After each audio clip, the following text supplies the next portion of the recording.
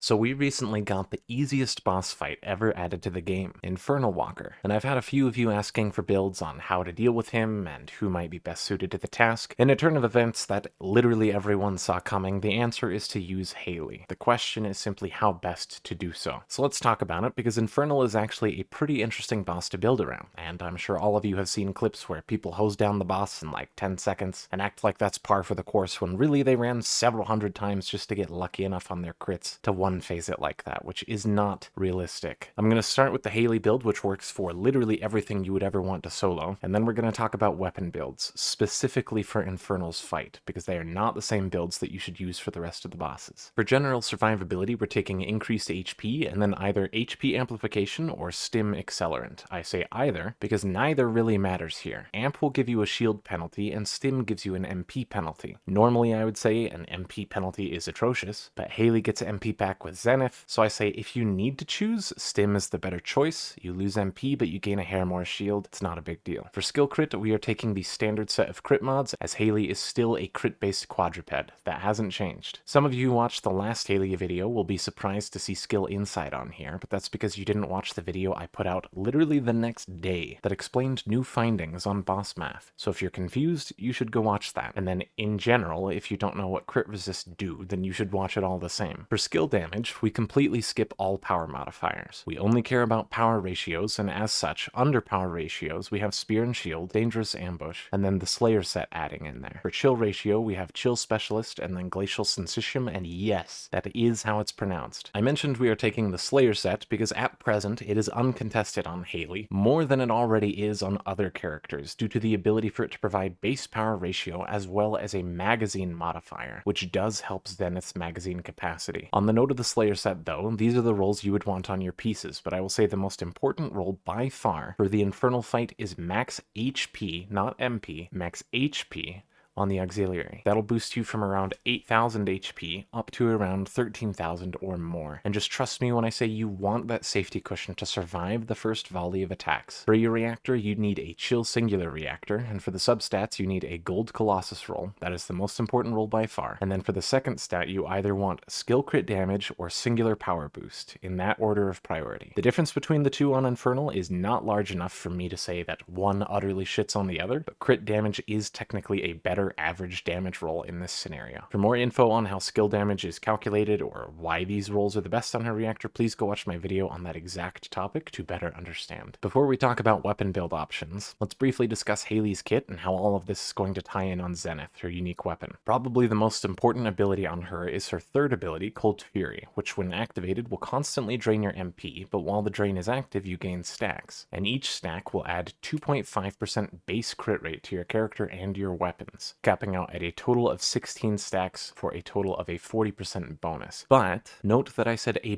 base crit rate bonus, and a lot of people have been misunderstanding how crit rate is calculated. I talked about that in my Sharon video already, so if you're confused, please go watch that. On top of the base rate bonus provided by her third ability, it also gives a 20% crit damage bonus when at max stacks. This one isn't a base bonus and functions like your crit damage mods or your reactor rolls do, so it's not quite as crazy. Another skill that isn't nearly as important but is still relevant is her first ability, which pelts the enemy with her shoulder laser cannon. We don't actually care about that because the cannon gives enemies a debuff that makes it so whenever you shoot an enemy with firearm damage, not necessarily a firearm itself on the requirement, so Zenith still counts for this, it will take the entirety of all firearm damage, not skill damage, it will cut it in half, and then it will add it in again as bonus damage. I say the entirety because it will factor in attribute damage as well. Hailey also has a passive that grants a weak point bonus based on her distance to the target, getting larger as she gets farther away, or smaller, or even negative as she gets closer. And yes, you can actually have a weak point modifier that is lower than 1, meaning if you don't pay attention on how you built out your weapons, it is possible to deal less damage on a weak point hit than on a regular body shot. But realistically, you're never going to see that happen unless you're fucking dumb. With all that in mind, now let's talk about Zenith. Zenith lets Hailey pull out a unique sniper weapon, and whenever you shoot, it will deal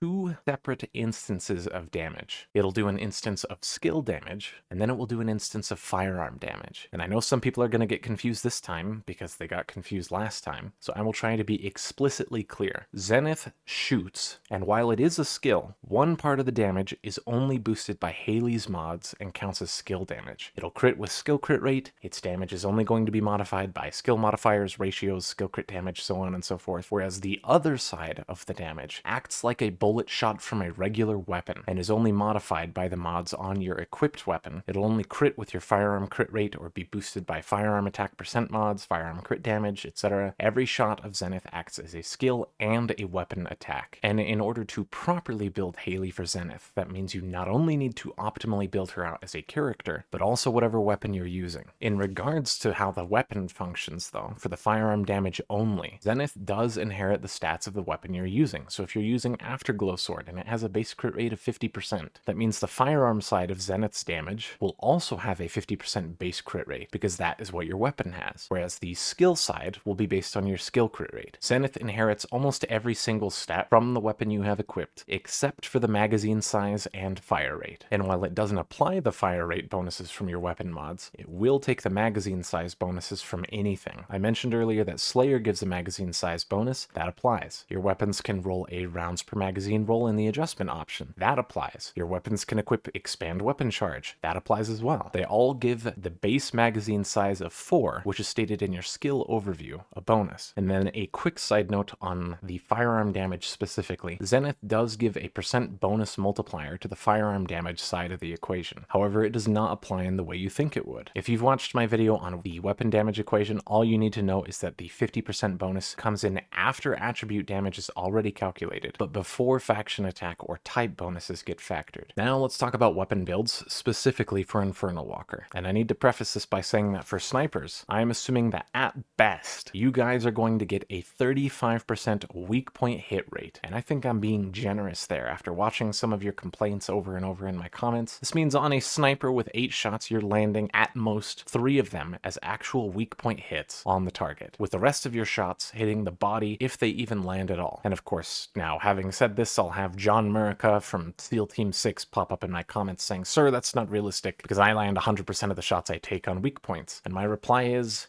good for you. For everyone else here, your aim sucks, and that's okay, because I accounted for it in the math. For the 2 snipers, funnily enough, they are built exactly the same as the other. However, let's address the red flag that some of you are probably noticing right about now, before I get a comment that says, "Excuse me, sir, but charge amplification gives negative crit damage." And yes, it does. But I, along with my calculator, recognize that Infernal Walker has a 60% firearm critical hit resist. The valuation of crit damage is significantly diminished here, whereas on the flip side, the value of regular firearm attack percents, which charge amp gives us 2 rifling reinforcements worth, is greatly increased, giving us a roughly 1.5% relative total damage gain over bullet integration, even with the negative crit damage. Bullet integration is a good mod, but the math does change, and a lot of people are missing that when it comes to Infernal Walker. So charge amp is the way. Otherwise, the rest of the build should look pretty cut and dry for snipers. It's shit you've all seen 100 times by now. The only thing worth mentioning again is that for snipers, you're going to be stuck at 7 shots total for Zenith, unless you're willing to make some sacrifices, which are worth it, but it's up to you, and you have 2 routes to go here. Route 1 is the perfect roll. This means that in order to achieve the 8th shot while using a sniper as your base weapon, you need to get a perfect 12% roll on rounds per magazine in your substats,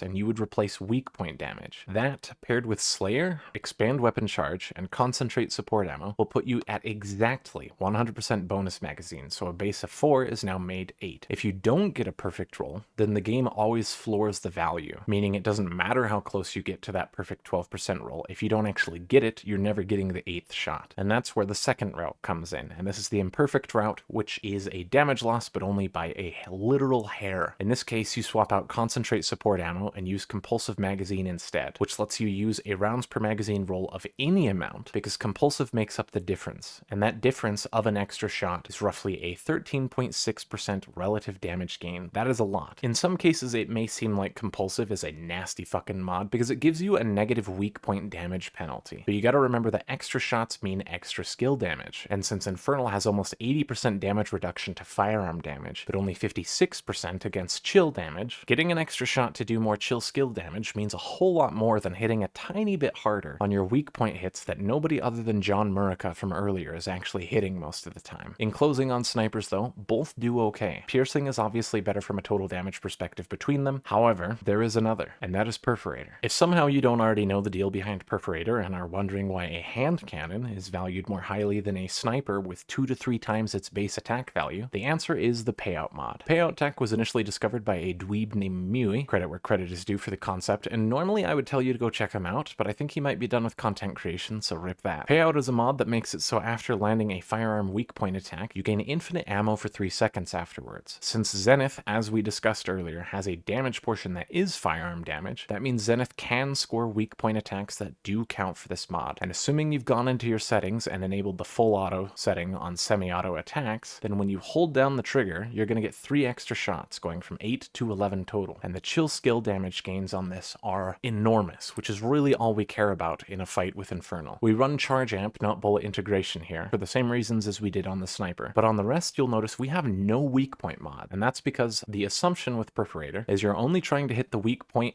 once for payout. And it doesn't matter if it's the first shot that you land or if it's the second to last, as long as you land at least one of your shots that isn't the last shot in your magazine. This also means that Perforator really does not need a perfect rounds per magazine roll to reach the 8th shot, unlike snipers, because Perforator does piss for weak point damage anyways, and we're already completely skipping building into it. So compulsive magazine is harmless to us. That said, in a perfect world, if you do get the 12% roll on Perforator, then you should stick with concentrate support ammo instead of compulsive, as it would be more damage. Finally, let's talk about Infernal Walker. I started the video by saying it's the easiest fight in the game, and some of you probably thought I was joking, but I am serious. Guys, it is. Sure, he's got a shitload of health, but he also doesn't have a frenzy state where he has an invulnerability mechanic. He just sits there the whole time, and all you really need to kill him, technically, is to run away. But the much better approach that some of you are not going to be happy with is it's okay to die. We just build barely enough health to survive his initial volley, while we build up stagger to knock him down. We finish our rotation, and then we just die and restart. You have 3 lives, and as long as you've built up everything you need to, then it's really not going to be an issue. A very good run will look like the run you just saw, whereas on a very bad run, you might end up using all your lives, sure. But guys, if you don't succeed 19 times out of 20 using this, I will shit my pants. The only thing you really need to look out for is if he charges up his double cannons that will nuke you into the void. On that note, Infernal is the easiest fight, but that doesn't mean just anyone can walk in and do it quickly. You need to have invested